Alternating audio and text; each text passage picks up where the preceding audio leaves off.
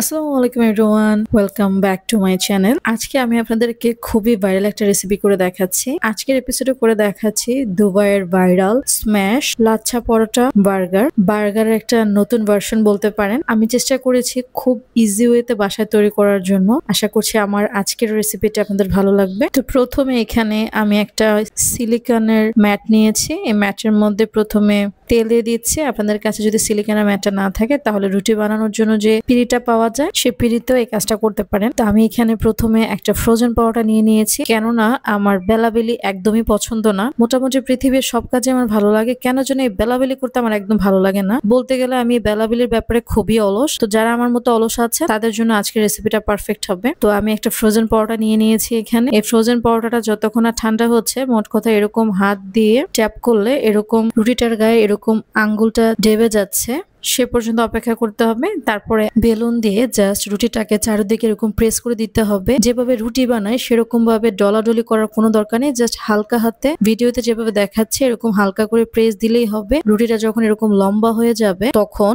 একটা পিৎজা কাটারের সাহায্যে চিকন চিকন করে এটাকে কেটে নিব। যেহেতু লাচ্ছা পরোটা বানাবো, এই ক্ষেত্রে যতটা সুন্দর করে চিকন চিকন করে কাটা যাবে ততটাই লেয়ার সুন্দর হবে। তো এটা কাটা হয়ে গেলে এক পাশ থেকে এটাকে উল্টে উল্টে দুই হাত দিয়ে একসাথে নিয়ে এসে এরকম রাউন্ড করে শেপ দিয়ে ভালোভাবে প্রেস করে নিলেই কিন্তু হয়ে গেছে লাচ্ছা পরোটার বার্গারটা। এখন এটাকে একটাতে বাটিতে রেখে দিব। বাটিতে অবশ্যই আগে থেকে তেল দিয়ে রাখতে হবে, না হলে কিন্তু উঠানোর সময় এটা লেগে যেতে পারে। আরেকদিকে প্যানে প্রথমে তেল দিয়ে মিডিয়াম হিটে এই লাচ্ছা পরোটা গুলো দিয়ে এপিট ওপিট 3 থেকে 4 মিনিট করে ভেজে নিব। এটা বাজতে বেশি সময় লাগবে না। মিডিয়াম হিটে অল্প তেলে শ্যালো ফ্রাইয়ের মতো করলেই হবে। এক পিঠ 2 থেকে 3 মিনিট করে 2 পিঠ 6 মিনিট ভাজলেই কিন্তু হয়ে যাবে নরমাল পরোটার মতোই। আর ভিতরের যে অংশটা আছে সেটা কিন্তু এই 2-3 মিনিটের ভিতরে এই পিঠ ওই পিঠ ভাজতে ভাজতে সিদ্ধ হয়ে যাবে। এর চেয়ে বেশি ভাজা দরকার নেই। এই লাচ্ছা পরোটা ভাজা হয়ে গেলে তুলে নিব এবং সেম প্যানে আমি পরিমাণ মতো তেল দিয়ে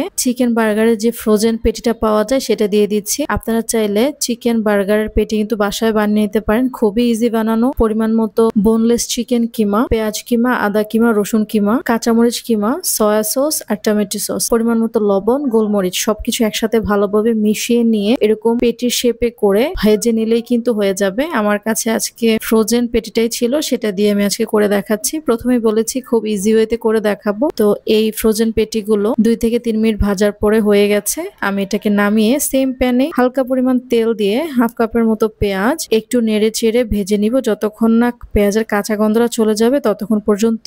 তারপরে দিয়ে দিচ্ছি গাজর আর ক্যাপসিকাম, পরিমাণ মতো লবণ আর সাদা গোলমরিচের গুঁড়া দিয়ে নেড়ে চেড়ে উঠিয়ে নিব, একটা পাশে রেখে দিব। এবার একটা লাচ্ছা পরোটাকে 2 ভাগে করে নিব। 2টা ভাগ করে নিয়ে এখানে আমি টমেটো সস দিয়ে দিব। আপনারা চাইলে টমেটো সসের পরিবর্তে এখানে মায়োনেজ দিতে পারেন বা বার্গার সস ইউজ করতে পারেন। আমি টমেটো সসটা আজকে এখানে ইউজ করছি। হাতের কাছে যেটা আছে সেটাই। টমেটো সসটাকে ভালো করে স্প্রেড করে দিয়ে এটার মধ্যে যে পেঁয়াজ, গাজর আর ক্যাপসিকাম ভেজেছিলাম সেটা দিয়ে দিচ্ছি। তারপরে দিয়ে দিচ্ছি বার্গারের পেটিটা।